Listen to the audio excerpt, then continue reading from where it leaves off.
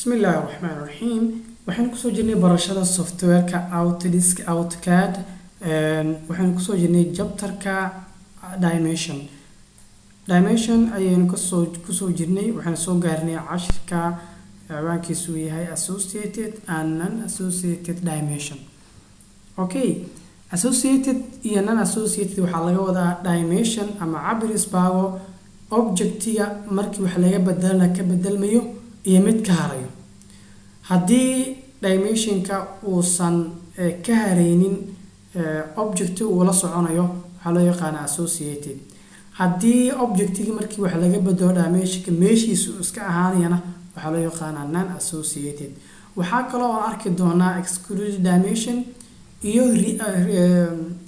waxa loo yaqaano reassociated dimension insha Allah taala ayagana waa ku dari doonaa. haddaba waxaa soo si practical u sameeyno saan u fahamno associated iyo non-associated. مثلا hadda waxaynu haynaa line kan cabirkiisu waxa weeye 20 meter 20.7 dimension waa saaran yahay. bal aynu eegno haddii aan damacno inaan wax ka bedelno line kan inuu dimension ka raacay kale.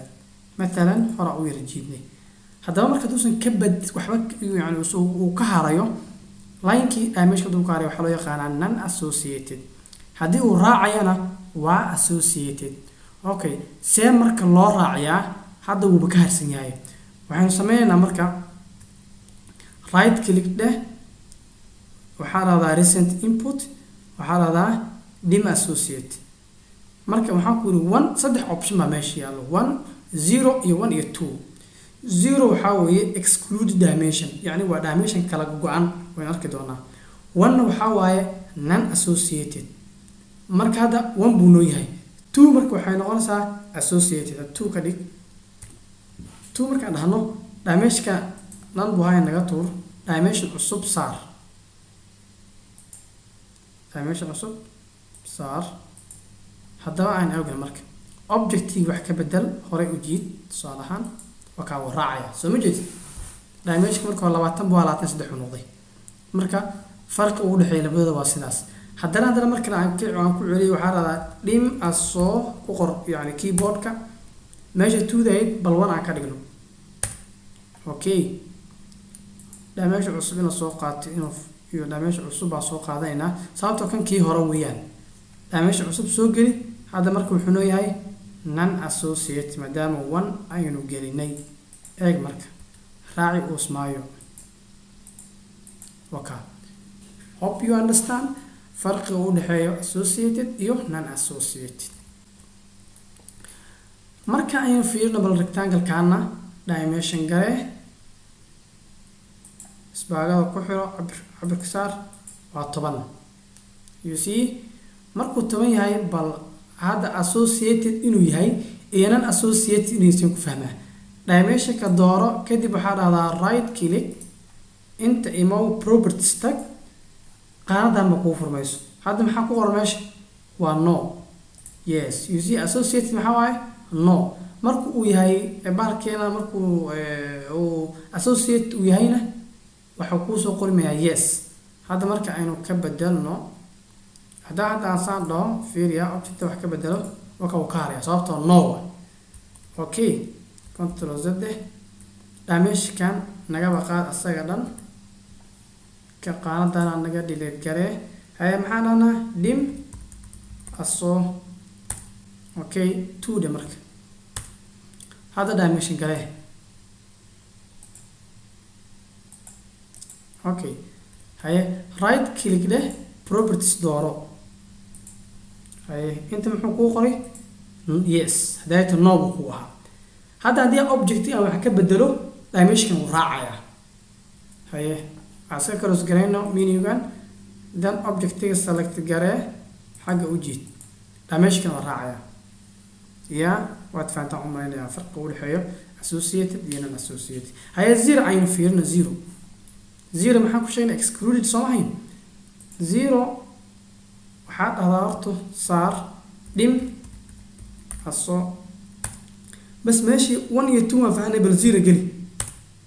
0 markaan geliyo wuxuu noqonayaa dimension kala jajaban sidoo kale non-associated buu noqonayaa oo ma raacayo ii sheeg objectiga ma raacayo laakiin wuxuu dheer yahay markaan saan u fiirino dimension wuxuu ka kooban yahay cashir bilow aan ku sharaxnay value iyo dimension line iyo arrowhead iyo extension line samayn inta marka mid kasta goonidiisa waay maadaama zero aan gelinay mujida goonidu u select garoobisa ka gooni waaye value gooni waaye extension line ka goonidiisa u taagan yahay haddana saas oo tahay waa non associated oo haddii objectiga aan jiido waa ka haraya mujida oo ka haraya waxaan filayaa inaad fahamteen asagana wuxuu yahay zero oo ah excluded zero markuu yahay dhammaan dimensionada kale ee jabta cashirka koowaad aan ku sharaxnay ma isticmaali karo مثلا هدي أنا كان أنا dimension قريو align واسمه align هدي هذا مثلا عنده align إيما شقينا أيو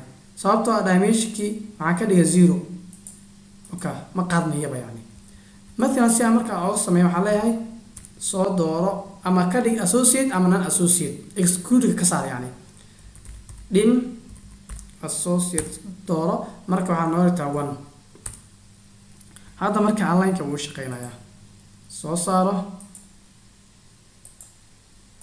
okay 6.9 haddaba marka aynu eegno aan ka bedelno objectkan saas bal xaga u yar durjino haye waxaan kaloo baranaynaa option kale isagana muhiim ah oo reassociate ah waxaa imaanaysaa annotate inta imaanaya waxaa waaye reassociate you see waxaan rabaa maalan inaan raaciyo kaas dimension kana objectiga raaciyo reassociate leh kadib dimensionka select garee inta dooro yes you see halkaas ku dhufo option koobaad halkaa ima mandara meesha geeynati tag asaga kaliya ku dusiin dimensionka kaliya ku siin meesha dhigi rabtay tag okay wuu raacaya meel kasta haddaan u wado ka hari usmaayo taasoo raacaya taa xag wada wuu raacaya mujida waxaan filayaa si fiican loo fahmay